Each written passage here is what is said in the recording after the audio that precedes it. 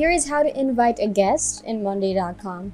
Checking invite from the upper right corner will show if it's available for sharing. Then go to the three dots to the top right.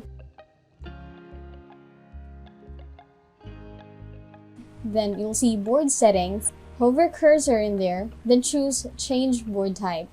Click change to shareable. Note that this will be visible only to subscribers and people who access this board with no subscription, and they will no longer have access. Then click change board to shareable. Go to invite again and you'll be able to invite guests by their email or name. And that is how you invite a guest in Monday.com.